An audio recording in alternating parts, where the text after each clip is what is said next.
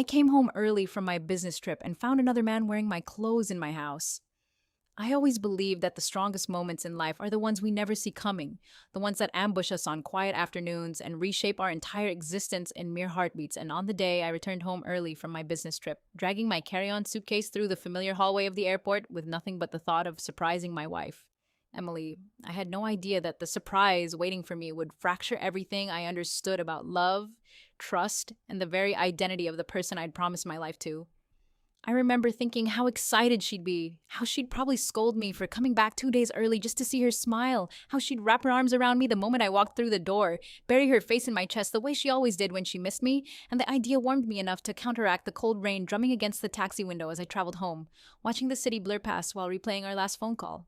Her soft voice saying she loved me, that she couldn't wait for me to return, that the house felt empty without me, and the sincerity I'd heard then now feels like a memory from a different lifetime.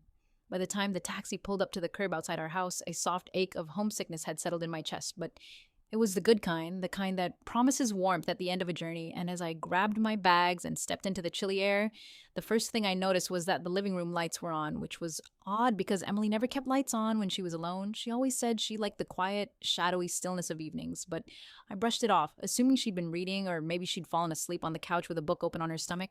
I still remember the texture of the house key in my hand, cool and familiar, the metal clicking in the lock like any ordinary day, and as the door swung open with its usual soft creak, I stepped in quietly, grinning to myself at the thought of sneaking up behind her to give her a hug, but the smile froze on my face the moment I heard movement. Heavy footsteps, deliberate, confident, not the gentle tap of Emilia's small feet. And when I turned my head toward the hallway, my heartbeat stuttered violently because standing there in the middle of my home was a man I had never seen before. Tall, broad-shouldered, with wet black hair clinging to his forehead as though he'd just stepped out of the shower, and worse on his body, covering him from his shoulders to his calves, were my clothes. Not just any clothes, but the exact outfit I had laid out on my dresser before I left for my trip. A faded navy t-shirt and gray sweatpants I used as pajamas, clothes that fit me perfectly, clothes that had no business being on a stranger who now stared at me with an expression that sat somewhere between shock, fear, and something far darker.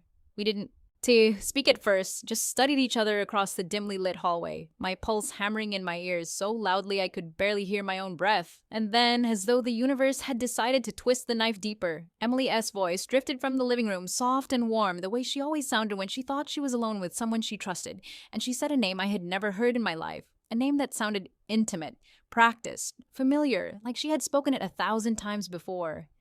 Nathan? Do you want tea? And hearing my wife speak that name so casually detonated something inside me because Nathan wasn't me, had never been me, and the man standing in my clothes wasn't some burglar, wasn't some confused neighbor. It was someone she knew, someone she had clearly spoken to before, someone she felt comfortable enough with to offer tea in the middle of the night. The man's eyes darted toward the living room as though weighing whether to answer her, but then the sound of her approaching footsteps turned every muscle in my body rigid, and I don't know whether it was shock, fear, or pure instinct that made me stay silent instead of calling her name, but I felt rooted to the floor, unable to breathe, unable to comprehend what nightmare I had just walked into, and the man, this Nathan, lifted his hand slightly as if to show he meant no harm and whispered, "Please don't panic," but that only made the suffocating dread inside me swell to the point of bursting, because why was he telling me not to panic in my own house? Wearing my own clothes. Before I could demand answers, Emily stepped around the corner with 2 mugs in her hands, steam curling into the air, her hair tied up messily the way she only did when she was comfortable, relaxed, safe, and the moment her eyes met mine, the mugs slipped from her hands and shattered against the floor, hot tea splashing across the tiles, and her face drained of color so quickly she looked like she might faint, her lips parting to say something but no sound coming out, just a small broken gasp as she stumbled backward against the wall. "Mark," she finally choked out, her voice trembling like she had seen a ghost, and Nathan, still wearing my clothes, took a small step toward her, raising a hand in an instinctive, protective gesture that turned my stomach into ice. Anger surged through me, hot and sharp, mixing with confusion until the room spun and I snapped, "What the hell is going on? Who is he? Why is he wearing my clothes? Why are you calling him by a name you've never said to me?" But the answer I expected in a fair confession, a lie, a betrayal never came because, instead of guilt, something else flashed across Emilia's face. Fear, not of me, not of being caught, but fear like she was witnessing something impossible, and when she whispered, "Mark, you're not supposed to be here," it felt like a punch to the chest because her tone wasn't angry or guilty, it was panicked, like my presence somehow complicated something far larger than infidelity. Before I could respond, Nathan stepped slightly in front of her, shielding her as though I were the intruder instead of him, and said calmly but firmly, I need you to stay where you are. And the authority in his voice, so confident, so practiced, sent a chill down my spine because it wasn't the tone of a stranger in the wrong house. It was the tone of someone who believed he belonged there, someone who believed he had a right to protect my wife from me, and the terrifying realization that neither of them looked remotely surprised to see each other, only surprised to see me, made my mind race desperately for explanations. For any logical reason, this man could be in my clothes, in my home, standing beside my wife like he had every right to, and for the first time in my life, a small, horrifying thought whispered at the edges of my mind. Does Emily think this man is me? But before I could speak, she pressed her shaking hand to her mouth and whispered, Mark, please let us explain, but the way she said us instead of me made my stomach twist because whatever this was, whatever twisted truth waited behind their expressions, she wasn't distancing herself from him. She was aligning with him. And in that moment, something inside me cracked faintly, like the first fracture in a glass about to shatter, and I managed to force out one broken, trembling question that would begin the unraveling of everything I believed about my marriage, my identity, and the life I thought was mine. Emily, why is he wearing my clothes? When the mugs shattered and the first real words passed between them, time stretched out in a way that made every second feel like a small eternity and yet rushed forward with the speed of a train. Emily S. breath hitching, Nathan S. hand still raised as if to steady her, and my own voice, which I had relied on my whole life to sound steady and confident, coming out thin and raw as I demanded again, Who the hell are you? And that simple question opened a door to a past I had never suspected existed in my wife's life because Emilia's face crumpled in a way that wasn't guilt or anger, but something far deeper, a drowning panic, and when she finally managed to speak, she didn't answer me. She addressed Nathan like she was talking to someone who had been gone a very long time and whose return should have been impossible.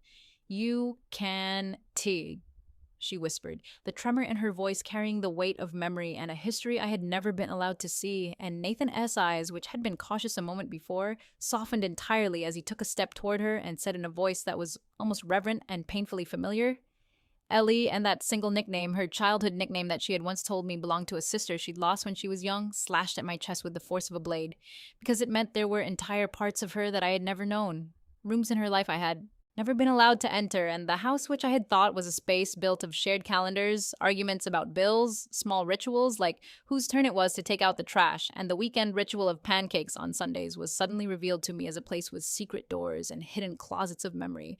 I remember the way Emily S. hands fluttered toward him like a pilgrim seeking refuge, and how Nathan S. fingers trembled as they brushed her shoulder. There was tenderness there.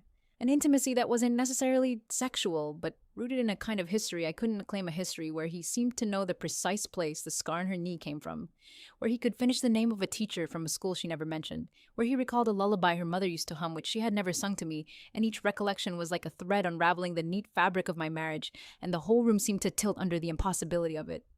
Mark, Emily finally said to me, voice breaking now, please come sit, please just listen. And somehow, because I wanted answers more than I wanted to run, I let the suitcase fall against the wall and obeyed, because I needed to hear whatever explanation could possibly make sense of this man in my clothes, calling her by a name I had never heard, and she calling him by a nickname only someone who grew up with her would use. And when we all settled an absurd arrangement that felt like something out of a bad play, with one man aching with betrayal on the couch, one woman petrified in the doorway, and another man who looked like an echo of my own life, Emily began to tell a story so strange and delicate that even now, when I replay it in my head, I have to hold my breath not to break it.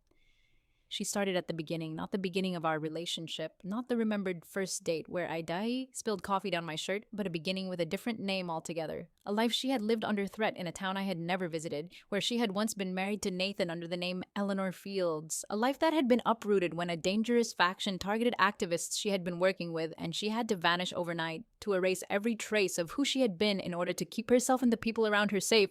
And in the process of vanishing, she had been forced to leave Nathan behind, or so she believed. A desperate choice that had haunted her for years and shaped every decision after. Her voice grew quieter and steadier as she explained that the night she left, there had been a small, chaotic exchange in a back alley.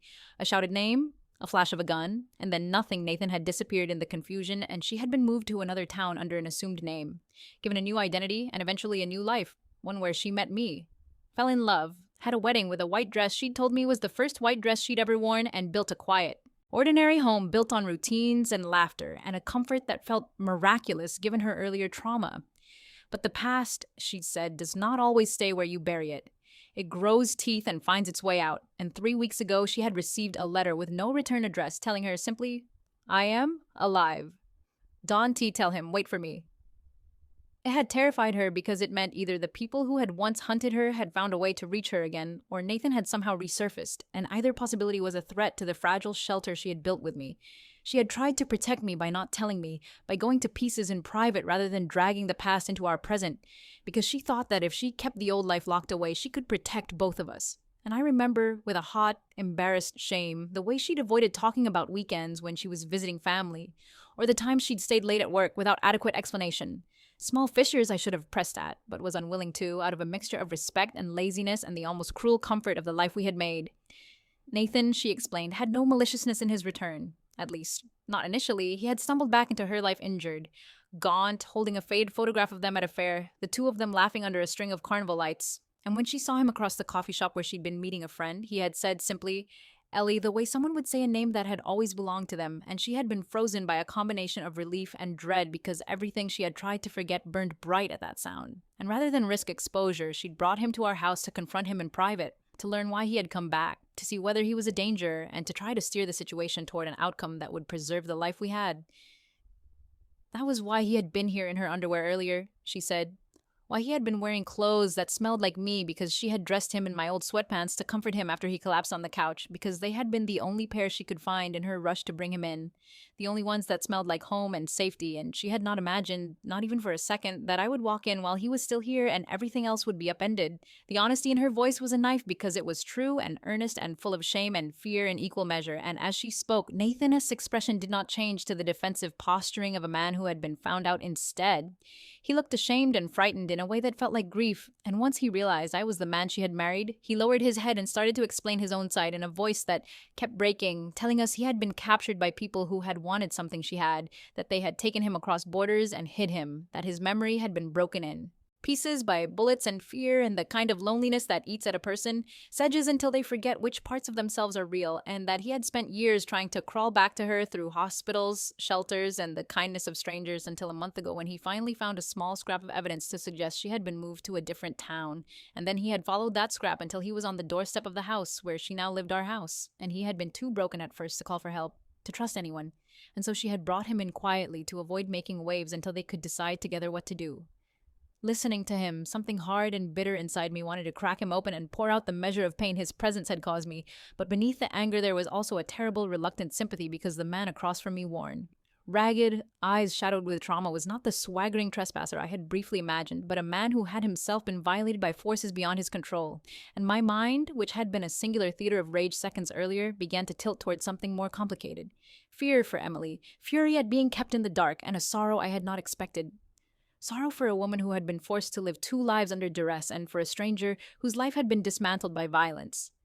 And as the three of us sat in the shaken hush that followed these confessions, the house felt less like mine and more like a place where three lives had collided violently, each with legitimate claims on the other's heart and memory, and I realized with an almost nauseating clarity that whatever decision we made next would be permanent in ways none of us could fully foresee, call the police and risk drawing dangerous attention, send Nathan away and potentially doom him to whatever enemies he had escaped, expose Emily's past and unravel the safety she had fought so hard to build for us both, or welcome him in and accept that our marriage would now be a triangle of truth, of secrets, and of questions we could not yet answer.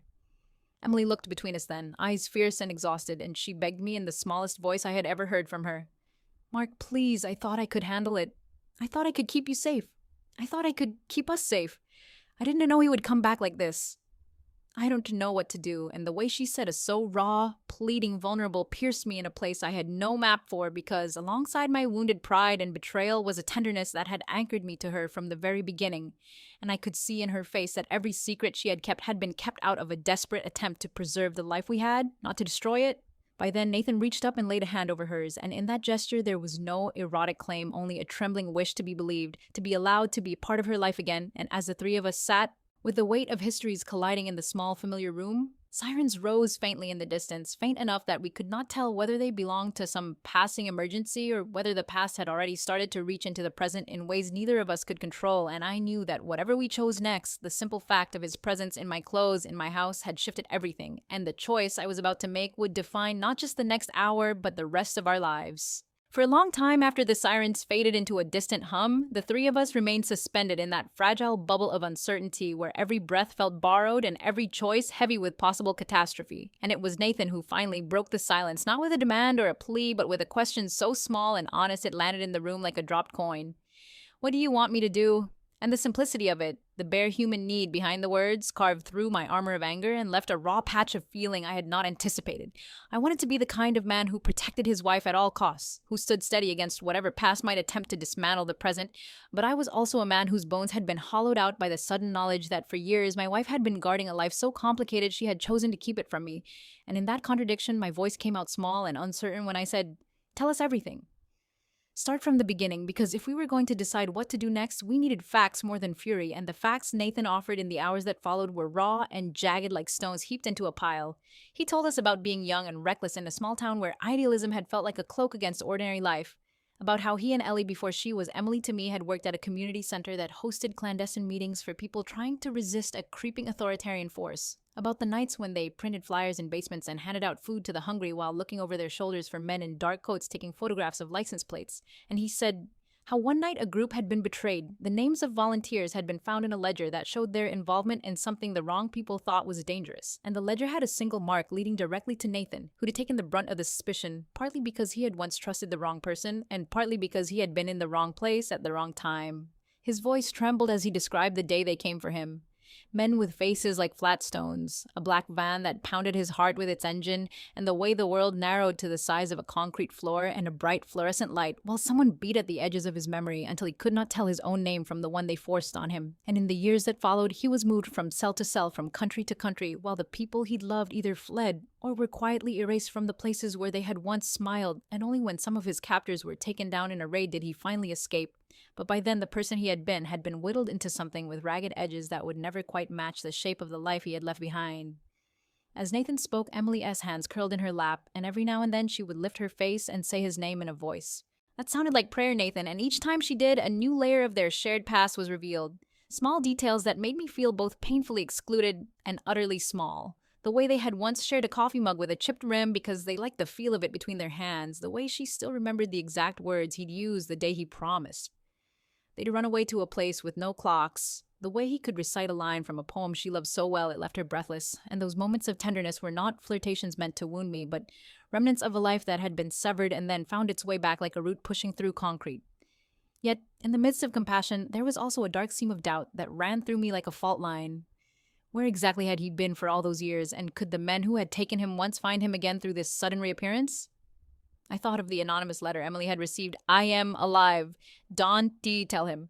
Wait for me," and of the many times she had vanished for stretches that she'd claimed were work trips or family visits. And I tried to calculate, painfully and without vanity, how much of our life together had been shared and how much had been walled off in order to keep us both safe. We agreed, eventually and reluctantly, that calling the police immediately would be the wise, obvious step. But even that felt like a gamble that might expose more than it would solve if the threat was real. If there were still people who wanted to hurt those connected to Emily's soul life, then involving law enforcement could ignite interest in the wrong places. And if the authorities had been implicated or compromised back then, the act of calling might be like a flare thrown into a dark field. Emily, exhausted and trembling, insisted that we needed to take a cautious approach. Call a trusted private investigator she had used years ago who had helped arrange her relocation, try to verify Nathan's claims quietly, and in the meantime find a safe place to put him where his presence wouldn't draw notice. Reluctantly, I agreed, because the alternative, sending him away into uncertain hands, felt like locking a trapdoor we could never open again. And while I hated that my home had become a theater for this impossible drama, I trusted Emily's instincts because she had survived things I had not, and her survival had included strategies I did not understand but was now forced to accept. We set to work with a nervous, tense choreography. Emily called the PI in a whisper and arranged an emergency meeting disguised as a routine consult. Nathan took a shower to clean off layers of grime and dry the salt tracks on his face, and I called a close friend, Ben, under the pretext of needing to borrow a drill. Not because I wanted help with power tools, but because I needed someone steady nearby who could act as an anchor should tensions boil over. And Ben agreed to come, though he sounded perplexed on the phone. While we waited for Ben and for the PI to arrive, a different kind of conversation began to wind itself through the house. One that wasn't about logistics or strategy, but about the human cost of secrets. Emily apologized to me in a voice so small and sincere that I could feel every syllable like a physical blow. She told me how she had lied to me, not out of malice, but out of terror and a fierce protective instinct. She described nights she had lain awake, picturing men with long fingers opening drawers and finding papers that could get us both killed, and the contortions she'd gone through to create a life with one hand while the other hand kept watch at a wound that refused to close. And as she spoke, I felt anger and tenderness mingle into something like sorrow for her, for the woman who had to keep her past stitched into the hems of her days. Nathan, now dressed in borrowed clothes that somehow still carried the scent of our home, apologized. Tui apologized for showing up unannounced, for terrifying me, for existing in a place where his presence would unravel vows and routines, and there was something about his humility that made me want to forgive him, and something else that hardened my resolve to ask the questions I needed answers to. When Ben arrived, he walked in with a toolbox on his shoulder and the warm, infuriating certainty of a friend who wanted to fix things by applying brute force. He hugged me once, looked at Emily with a quick, assessing glance, and then fell into a guarded silence as he took in the situation, and after we filled him in as briefly as possible, he agreed to wait in the car with his phone on and to be ready to step in if needed. The PI, an older woman named Lillian, who smelled faintly of cigarettes and lavender, showed up next, and the air in the room seemed to hold its breath as we followed her into the kitchen, where she asked Nathan a handful of clinical yet human questions. His full name?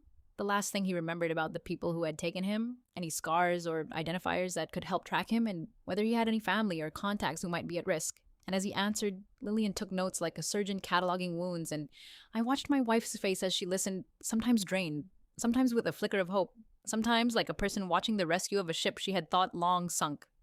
Lillian suggested a plan that balanced immediate caution with a search for truth. She recommended we put Nathan in a safe house she had access to while she ran background checks, tracked IP addresses associated with the letter, and cross-referenced the names Nathan had given her against databases she could access through discrete channels. And she also advised that we register a temporary restraining order only if there was proof of an active threat, because legal documents were public and could attract attention in ways none of us wanted.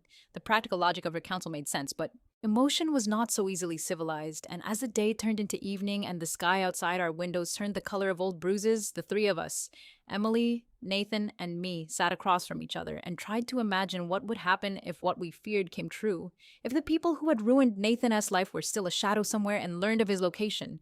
If his presence in our town became a spark for violence. Or if, more painfully, Emily's decision to hide his existence had not been about protection at all, but about a deeper truth she had been ashamed to tell me. The answers were impossible to predict, but by midnight, a thread of agreement had formed. Nathan would go to the safe house under Lillian as supervision. We would keep the home cameras on, but with footage stored in a cloud account Emily had set up under a name I did not recognize. And for the next 48 hours, we would operate in a mode of stealth and observation rather than public spectacle. And though each of us had different reasons for accepting this pact, my desire to control at least one aspect of the chaos, Emily S. hoped to manage the danger quietly, Nathan S. need to be somewhere that felt solid enough to sleep. I remember feeling in the hush that followed the making of our plan, a strange and tender solidarity, as though, in spite of the rupture, the three of us had become tangled together and would remain so until some larger force intervened. The night Nathan left for the safe house in the back of an unmarked car driven by one of Lillian's trusted associates, an older man with kind eyes who promised to call when they reached the destination, I stood on the porch with my hands shoved deep into my pockets and watched the taillights disappear into the gauzy fog of the street. And as the house settled back into the hush of ordinary sounds, I felt equal parts exhausted and strangely empty, as though the shape of my life had altered subtly but irrevocably. And I knew that when morning came, nothing would be the same. Trust had been eroded, questions hung like unfinished sentences, and an impossible choice loomed. Do we try to fold this new, jagged reality into the life we'd built, or do we accept that some secrets, once revealed, demand a payment none of us are prepared to make?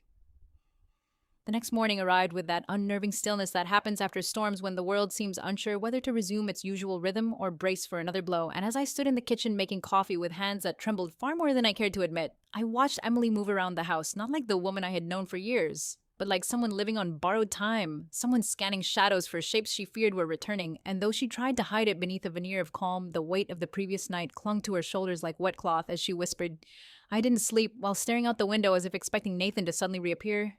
We sat at the table in silence, two people who once talked about pancake recipes and weekend plans, now bound together by secrets, betrayals, and a danger neither of us fully understood, and the coffee tasted faintly metallic in my mouth, like guilt. Like anger, like the realization that the woman sitting across from me was both the person I loved most and a stranger I was only just beginning to meet.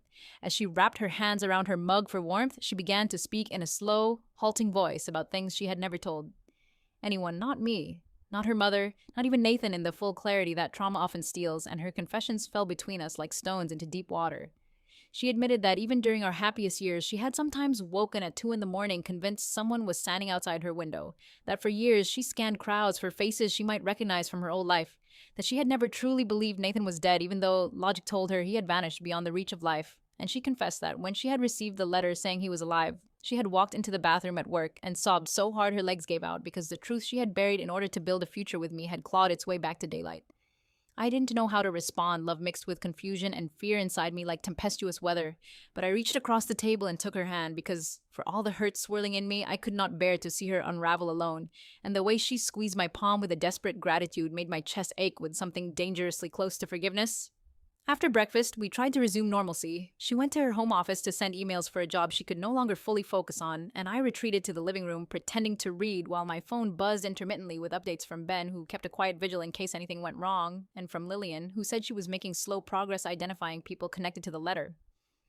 Around noon, Lillian called with her first real lead. The letter had been mailed from a small coastal town nearly 6 hours away, a place known more for lighthouses and fishermen than for the kind of covert movement Emily and Nathan had once been part of, and the envelope had been handled by at least 2 sets of fingerprints that didn't match anyone in the national database. Though that wasn't surprising because skilled operatives rarely leave traceable prints. Lillian also revealed something that made the room tilt. Someone had attempted to access Emily's old employment file from a system that had supposedly been locked and archived years ago, and though the breach had been blocked, the attempt had originated from a location only 20 minutes from our home, meaning that someone maybe from her past, maybe connected to Nathan S. captors, was aware enough of her location to begin probing at the walls she had built around her new life. When I told Emily this, her face drained of color and she pressed a hand over her mouth in a gesture that was half instinct, half dread, whispering, "They found me." But the truth, Lillian insisted over the phone, was more complicated. It wasn't clear who they were, whether the attempt was investigatory, malicious, or simply someone from her old circle trying to confirm her fate, and until more data came in, we had to assume every possibility was true at once. In the afternoon, unable to bear the silence, I suggested we drive to the park where we used to walk on weekends, a place that had no connection to her past and felt neutral, safe, and she agreed with a nod that carried the weary hope of someone craving air, and as we drove, the sun cast strange shadows across her profile, highlighting how tired she looked, how stiffly she held herself as though bracing for the world to crack open. Walking through the park felt surreal. Children played, joggers passed, couples laughed on picnic blankets, and all the while an invisible storm pressed against the edges of our little world, threatening to break at any moment. While we sat on a bench by the water, Emily finally asked the question that had been hanging unspoken since the moment Nathan had shown up in our hallway wearing my clothes. "Do you still trust me?" And I wanted to say yes. Wanted to be the kind of man who could offer unconditional love in the face of trauma, but honesty held me hostage, and I answered, quietly, painfully, "I don't know," and she nodded as though she had expected nothing less, tears filling her eyes, but not falling, her jaw trembling only slightly before she whispered, "I'm afraid if this destroys us, it will be my fault." And without thinking, I cupped her face and told her it wasn't her fault. Not really, that she had survived something monstrous, and no one could fault her for choosing to live, to love, to build again. And for a moment she rested her forehead against mine, and the warmth of her breath eased the tightness in my chest. When we returned home, dusk was descending, the house bathed in amber light that made everything feel fragile and temporary, and just as I closed the door behind us, my phone rang Lillian again, but this time her voice carried urgency threaded with fear. "Mark, I need you and Emily to stay inside." "Someone visited the safe house," she said, and my stomach twisted as she went on, explaining that when her associate stepped out to buy groceries, a car had circled the block 3 times before parking across the street, and 2 men had stepped out wearing civilian clothes but moving with a precision that screamed of professional training, and though they hadn't approached the safe house directly, they had lingered long enough that Nathan had become visibly terrified, convinced they were men from his past. Lillian had already relocated him to another location, a more discreet one, but she warned us that the situation was escalating faster than expected. And we needed to prepare for the possibility that our home, too, was under observation. As she spoke, Emily S.'s hand flew to her throat, her breath coming fast and shallow, and I felt something hot rise inside me, not just fear, but a fierce protectiveness I hadn't known I still possessed, and I wrapped an arm around her as though I could shield her from forces we couldn't see. After hanging up, we checked the windows, the locks, the alarm system, and then, needing to feel connected, we texted Ben to come over for dinner because having him close felt like an anchor against the rising tide. When he arrived with takeout and a bottle of whiskey tucked under his arm, he didn't try to fill the room with jokes or pretend things were normal. Instead, he sat with us in the living room, hands clasped between his knees, and listened as we recounted Lillian S.'s update, his brow furrowing deeper with every detail until he finally said, "You shouldn't be here right now. Neither of you, and though the idea of abandoning my home felt like surrender, there was logic. painful, uncomfortable logic in his words because if someone was searching for Emily, our address was their most obvious lead. After dinner, the three of us sat in the dim light of the living room, the curtains drawn, the TV playing softly in the background as though noise could ward off danger, and out of nowhere, Emily whispered, "Nathan S. not safe. None of us are safe." And the tremor in her voice cracked something in me because it held a truth we could no longer deny. At nearly midnight, Lillian called once more, her voice grim but steady. "I think you need to consider relocating temporarily. I can secure a place, something off-grid, until I can confirm who is looking for you, and though neither Emily nor I wanted to uproot our lives overnight, the steady fear in her voice left no room for argument. After hanging up, Emily leaned against me, her body shaking, and whispered, I'm so sorry, over and over until I pulled her into my arms and held her tightly, telling her again and again that we would figure it out together, though a part of me feared the truth that togetherness might be the first casualty of all this. Around 1 a.m., when the streets outside were silent and even the wind seemed to hold still, a light flashed across our living room window, brief but unmistakable, like a car slowing as it passed, and the three of us froze. Ben moved to the window and peeked between the blinds, then hissed, "Black sedan. No plates." And that was the moment when everything in my mind snapped into clarity. We could no longer wait, no longer pretend that danger wasn't breathing down our necks. We needed to leave before the shadows outside solidified into real threats. As Emily and I scrambled to pack bags with shaking hands and racing hearts, I realized that the life I had lived up until yesterday, the simple, safe, ordinary life, had vanished like mist, replaced by something darker and far more complicated. And as we hurried out the back door under the cover of darkness with Ben guiding us to his truck, I made one silent vow. No matter what waited for us on the other side of this turmoil, truth, betrayal, redemption, or heartbreak, I would see this through to the end, because the woman gripping my hand in the darkness was worth every ounce of fear in my body, even if I no longer fully understood the truths that bound us or the storm we were walking into. Ben drove us through the sleeping streets with the headlights off for the first few blocks, his jaw clenched tight enough to crack bone as he whispered directions that kept us weaving through back alleys and residential shortcuts, the truck's engine humming low beneath the frantic rhythm of my heartbeat. And though the world outside seemed calm, porch lights glowing, curtains drawn, the faint hum of distant traffic, it all felt like a thin sheet stretched over something dangerous, like the entire city was holding its breath. Emily sat beside me in the backseat, her fingers laced with mine but ice cold, her eyes darting to every passing shadow, and I realized for the first time how deeply her past had rooted fear into her bones, how, even after years of safety, the part of her that had learned to run could awaken instantly, violently. When we reached the outskirts of town, Ben flicked the lights back on and sped onto the main highway, the sudden stretch of darkness swallowing us whole, and only then did he exhale, muttering, "You've got maybe 20 minutes before they realize you were gone," though none of us dared ask who they were because the truth was no longer confined to a single enemy but felt like a network of unseen hands reaching for us. As we drove, Emily leaned her head against my shoulder and whispered, "I can't believe this is happening again," and the quiet desperation in her voice gutted me because this wasn't just fear, this was old trauma resurfacing, the ghosts of years she had tried to bury rising around her, and part of me burned with guilt that I had ever doubted her intentions, though another part, the wounded part, still ached with the knowledge that she had kept so many pieces of herself hidden. After nearly an hour, we pulled off the highway onto a narrow road lined with trees that swallowed the moonlight, and Ben guided us to a small cabin owned by a friend of his who was out of the country, a place so remote it didn't show up on GPS at all, and as we unloaded our bags from the truck, the forest around us thrummed with insects and the soft rustling of leaves, an eerie counterpoint to the tension coiling in my chest. Inside the cabin, dust motes danced in the flashlight beam, and the air smelled faintly of pine and old wood, and though the place was rustic and worn, it offered something our house no longer could. Anonymity, silence, and at least the illusion of safety.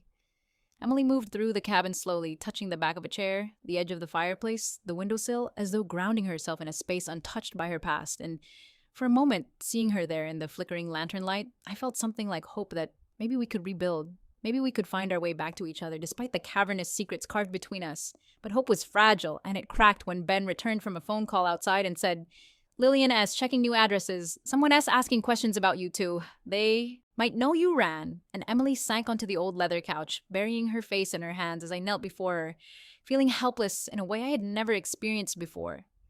When I asked Ben what our next move was, he shrugged and said we should stay put until Lillian called again, but the grimness in his voice told me he doubted we'd remain hidden for long. Hours crawled by in the cabin, the three of us existing in a tense, restless quiet punctuated only by the occasional creak of the building settling or the crunch of something moving in the woods, and sometime near dawn, Emily finally spoke.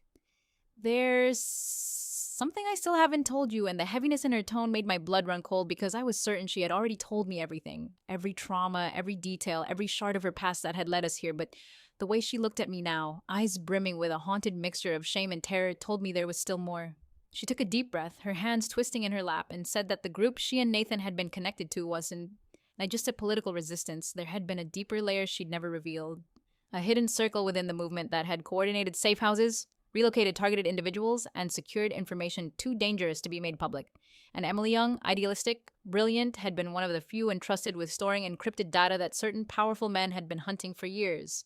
Data that, if revealed, could expose their international operations and implicate government officials in several countries.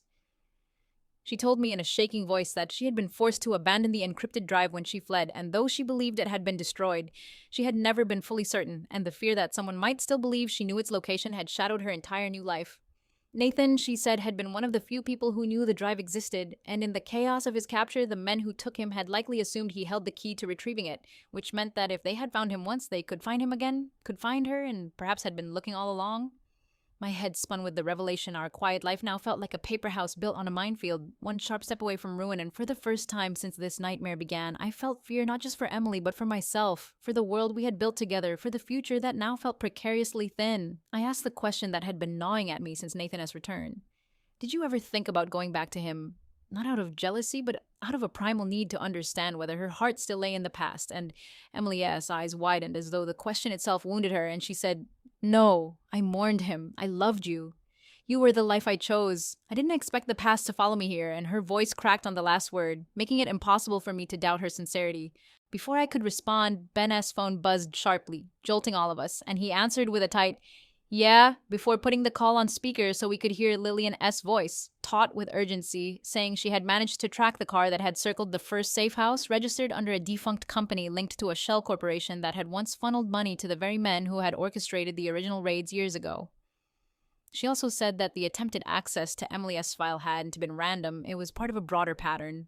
Multiple attempts across different platforms in a 72-hour window, indicating that a coordinated search was underway, and though she didn't yet know why, she suspected one thing. Nathan's reappearance had triggered something, some movement or awakening of old networks that had been dormant for years, and she warned us that if they were indeed looking for Emily or for the data she might still be believed to possess, then staying in one place could be dangerous, even in the remote cabin. The weight of her words settled heavily over us, and for the first time since this began, I saw fear in Ben's eyes too, a recognition that we were dealing with something far beyond personal drama or marital betrayal. This was a web of political ghosts and violent men who had already proven their willingness to destroy anyone who stood in their way. After the call ended, Emily stood up abruptly and began pacing the room, her breath shallow and fast, and she whispered, "We can keep running. We need to know what they want, but..." The idea of confronting anyone involved in her past chilled me to the bone. Still, there was a strange logic to it. If the men chasing us believed she still had access to that drive, then maybe we needed to find out whether it truly had been destroyed or whether a copy existed somewhere. Some forgotten corner of her old life that could be uncovered before they found it themselves.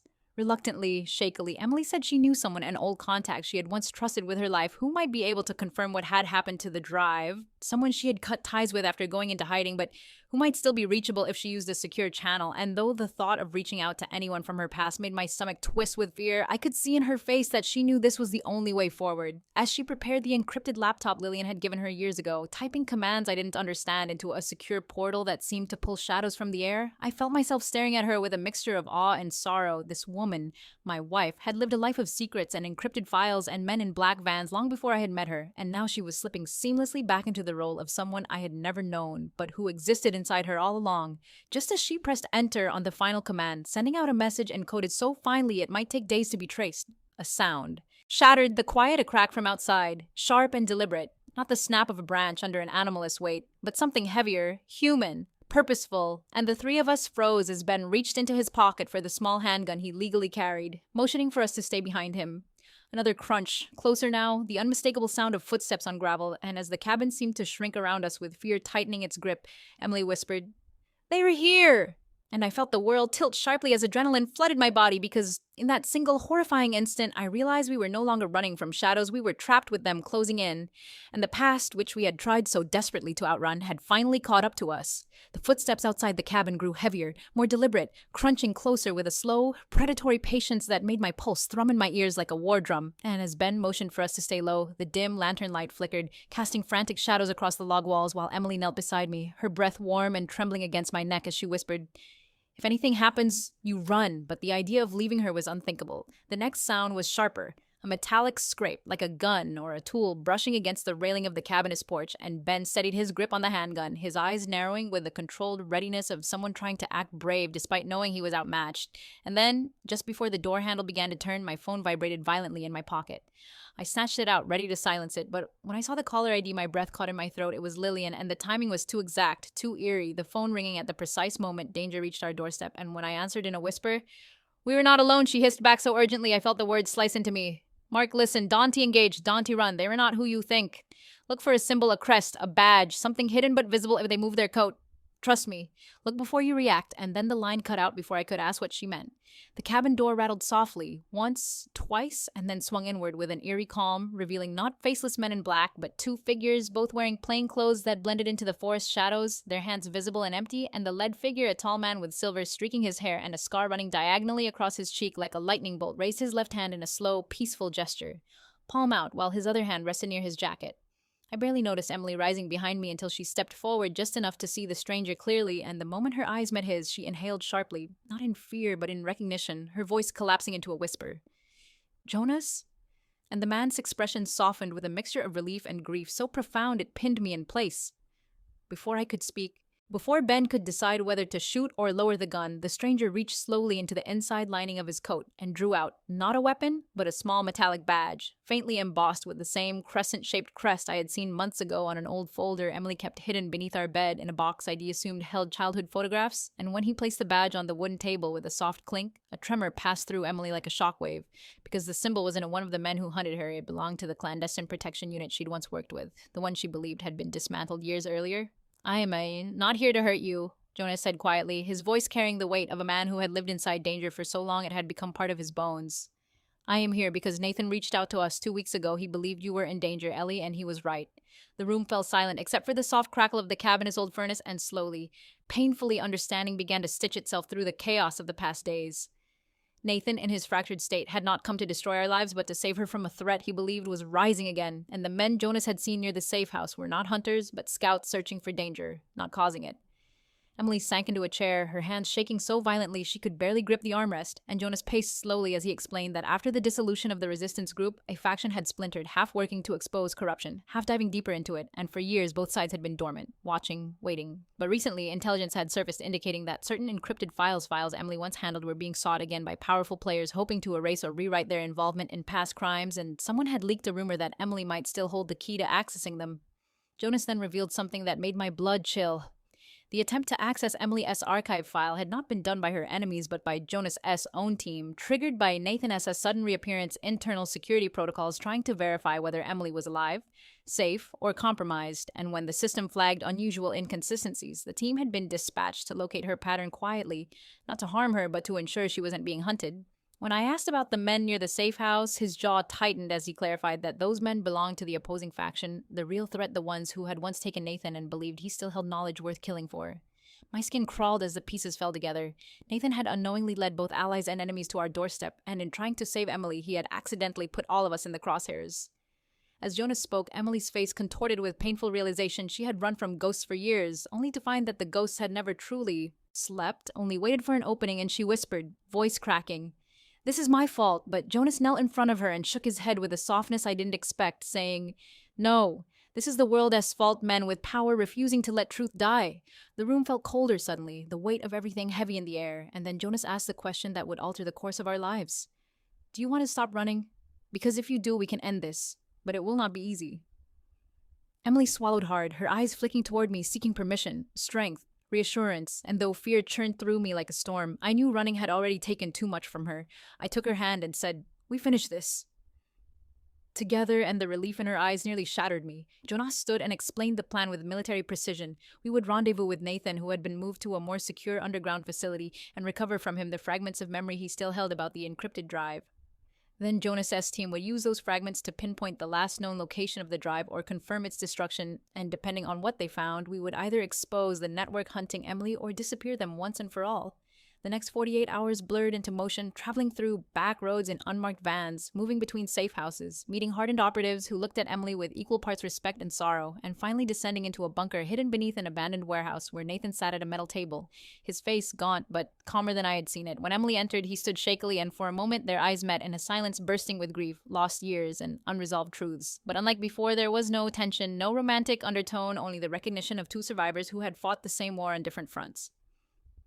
He told us everything he could remember, coordinates, names, details burned into him by trauma, and Jonas S. team cross-referenced the information until a final truth emerged. The encrypted drive had indeed been destroyed years ago during a raid, its data lost forever, and the only reason Emily was being hunted now was because the enemy didn't know that. She was, in their eyes, still the final loose end.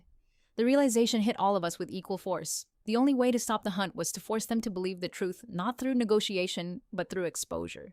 What followed felt like stepping into a thriller Jonas S. team orchestrating a sting operation at an abandoned power plant where members of the enemy faction planned to meet.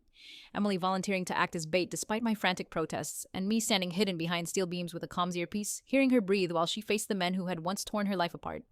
The confrontation was razor-sharp accusations hurled, threats made, guns drawn, but when Jonas S. team cut the lights and stormed the room, everything exploded into chaos. I remember grabbing Emily S.'s arm, pulling her behind me as gunfire cracked overhead, and the sound of Nathan shouting somewhere in the darkness as he helped the team identify targets. And then the moment that will haunt me forever. One of the enemy operatives aimed at Emily from behind, and before I could react, Nathan lunged in front of her, taking the bullet square in the chest with a sound that tore through the world like fabric ripping.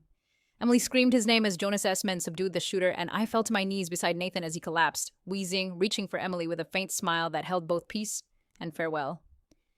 "You're safe," he rasped, his blood soaking through my shirt as I pressed against the wound. That is all I ever wanted, and Emily held his hand, sobbing quietly, telling him she was sorry and that she never stopped believing he was alive. His last breath left him with a shudder, his fingers loosening, and the warehouse fell into a hollow silence, broken only by Emily's quiet cries. The operation ended with arrests, data seizures, and the dismantling of a network that had haunted Emily for over a decade. And when the dust settled, Jonas told us that she was finally free, that the world she had once fled from had collapsed under the weight of its own rot.